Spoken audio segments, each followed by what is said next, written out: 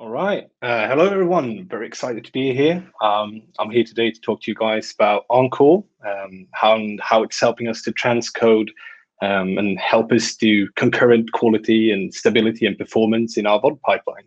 And Encore is an in-house transcoder that we are building at SVT, and it's based out of FFmpeg. So let's just get some of the introductions straight out of the way. As mentioned, my name is Olof Lindman. I'm a video R&D engineer, and I'm part of the video core team at SVT Production and Technology. And whenever I have or at least whenever I get asked what I do, I usually condense it into a sentence that is something like, I work with continuously improving the perceived quality of our VOD streams. Now, in practice, I do a lot of other stuff, but video quality is what my main job. Now, for those of you who don't know what SVT is or who we are, SVT is the National Public Service Broadcaster in Sweden, and it's an abbreviation of Sveriges Television. SVT Play is the OTT streaming platform of SVT, and that's where I do most of my work. Now, SVT, as a public service broadcaster, is funded by taxpayer money, so we don't run ads, we don't have subscriptions, and we have a fixed budget that we have to work with every year, which means that in order to improve, we have to do more with the same amount of money every year. And to get a rough estimate of, how much content we handle, roughly we transcode just about 65 to 90 hours of VOD content every day. Now, obviously, this fluctuates. Sometimes there's a lot more and sometimes there's a lot less. But in that content, you could have roughly 300 small clips that are smaller than a minute. We could have about 45 to 55 hours of high quality content, and then just about 18 hours of news. Now, the rest of those hours are harder to put in a category, but that is just about the amount of content that we push. How do we do that then? Well, we do it through SVT Encore, of course, which is this in-house transcoder that we are currently developing and have been using in production for 2 years. And one of the first questions that might pop up in your head is, why do we build our own transcoder when there are so many other good solutions out there? And to answer that, I have to show you our conundrum, because just like any other large broadcaster or OTT streaming service, you have this issue where you have a bunch of video and media files that is sent to you through ingest or editorial or something similar, and you have to transcode them and publish them on time with as good of a quality and as low as a bitrate that you can. Back in the old days, you'd have a bunch of hardware servers that were on-prem, and you would simply have to hope that that hardware, whether it was CPU or GPU based, the performance was sufficient enough that you could actually transcode all those videos as they were coming in with good enough quality. Obviously, most actors choose to do something very different nowadays, because now we have cloud solutions. Or what you can do is that then you can spin up new hardware, you can scale it for your current needs and then scale it down again whenever you don't need that much hardware. And you can already think of even more sophisticated solutions that are out there, such as taking a video, chopping it into chunks, throwing those chunks onto hardware, and then keep that scaling to do very quick transcoding or very high quality transcoding. Now, for SVT Play, there is a problem. For various reasons that I won't go into in this presentation, we are not allowed to use a cloud solution for our primary transcoding. So that is out of the question, and we are stuck with this, which means that we have to work with on-prem hardware that we are using ourselves and running ourselves. But we still have to handle that huge chunk of video that keeps coming and keeps growing. So how do we do that? Well, again, we work with Encore. This is why we're building our own transcoder. And at a glance, Encore is a mixture of in-house software that we're building ourselves and open source libraries that you would know. So I've already mentioned that Encore is based out of FFmpeg, but we use open source encoders such as X264, X265. We use Redis, Redison, Spring Boot, Mediainfo, lots of other tools that you would already know. And this is important because it helps us use the proper tools for whatever challenge that we're trying to solve or at least tackle. And to put this into context, it is also important to understand that Encore handles transcoding and just transcoding. So it's part, for us, when we work with it, it's part of a larger ecosystem where file management, requesting, transfers, Packaging, such as HLS and Dash, and deployment are handled by other services. So Encore does transcoding for us. And to really emphasize this and bring it home, I'd like to do a summary of what Encore is and what it's not, just to rule out any confusion. Encore is a transcoder engine that is scalable, hardware agnostic, highly configurable, and it's been in production for 2 years. As one of the developers on our teams normally say, we've been dogfooding this for 2 years. Okay, what is it not? It is not a live streaming transcoder. It is not a packager. It is not a GUI application. It is not a workflow engine, and it is not magic. As soon as you understand all the parts of Encore, you understand that one of the elegant beauties of this software is that it's quite straightforward. Okay, so a valid question at this point could be, well, Encore sounds like FFmpeg with extra steps. And that is kind of true, although we like to call it extended, that it actually extends upon the FFmpeg framework. And there are really two parts to this that are important. The first part is the command builder, the FFmpeg command builder, and the other is the adaptively scalable queue system. And I'm going to go through both of these, and we'll start off with the command builder. So again, in order to understand why the command builder is important and how it works, I think it's important to understand the challenge.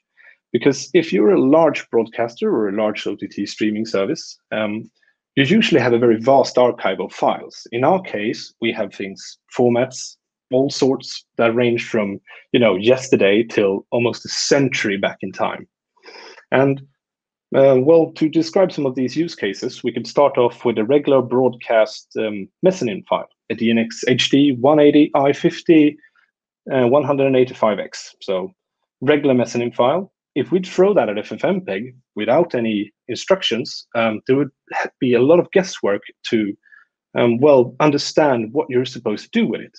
For instance, if you split this into video and audio, one relevant question for video could be, oh, so this is interlaced. Are we dealing with 25 or 50 temporal fields? Likewise, okay, so in this particular format, container format, we have 8 to 16 streams that all contain one monotrack each. Which one of those tracks are we using? Which one are we downmixing? And so on. If you go even further back to something like DVPAL, you could have a situation where you have a video with a storage aspect ratio that is 5:4. And you'd ask yourself, okay, is the display aspect ratio supposed to be 4:3 or 16:9? Likewise, in a case like that, you could have two streams of audio that both contain a stereo track, and you have no idea which one to pick. And in the worst scenario, you would have a very old, random, deprecated format that you don't know almost nothing about, and you're wondering, how do I even decode this? And that other media stream, is that even audio? All right, so with that challenge set up, we have the command builder. And the normal way that the command builder, the command builder works in Encore is that you have a profile where you define how you're supposed to transcode something, the renditions, the codec, the parameters. You have some special instructions that include, for instance, how you handle cropping or how you handle aspect ratios. And then you take the input file and throw it into another class, which is called the analyzer. And that piece of software will create a set of metrics, or as a file that contains, that sort of answers the questions I posed earlier. And all of that is thrown into that command builder, mixed into a non-human readable command, and that can be thrown off to to transcoding. And the fact that this is done automatically and can solve so many of the problems that we would normally have to do manually is fantastic. We've not been able to see another commercial or other solution once we've been trying this that's been able to do this as well as Encore. So it's fantastic. Now, the other part I spoke about was concurrency. So as we've been talking, this pile of video has been ever increasing with more and more videos, and we need to transcode them for publishing. In reality, and in most cases when working with OTT, all of these videos aren't as important to transcode right now. Normally, there is a priority between them. And normally you know that some videos needs to be transcoded right away. For us, it could be news, or it could be a small clip. And some of the videos are not that important to transcode right now. They might be published in, I don't know, 3 months.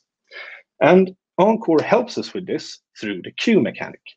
So what the queue does is it allows you to set up one or many queues which can have priorities between themselves or within themselves for different kinds of jobs. And for each Encore instance that you set up, then a thread slot is created that corresponds to the queue.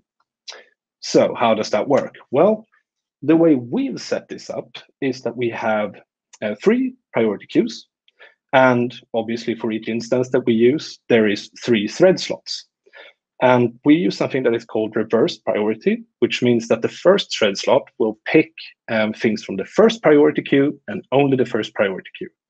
The second thread slot for each instance will start by looking in the first priority queue. If there's nothing there, it will move on to the second priority queue and pick videos to transcode from there.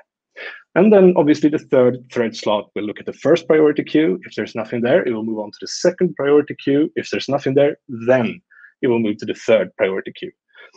And this has worked wonders for us because it's helped us with all the things that we actually want to achieve when transcoding huge volumes of video. First off, whenever speed is of the essence, it allows us to know that, yeah, whenever a slot is free, the highest priority clip will be transcoded. And this means that we are never afraid that a long list of low priority jobs will block news or small clips that are of high priority.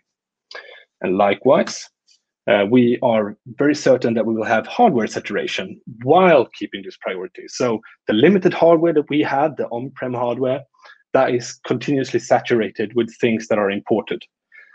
And an application that we've chosen to use for this is something that we call procedural transcoding, which means that we take, for a given video, we can take normal AVC encoding used with X264. We can transcode that, package it to HLS and Dash, and publish it.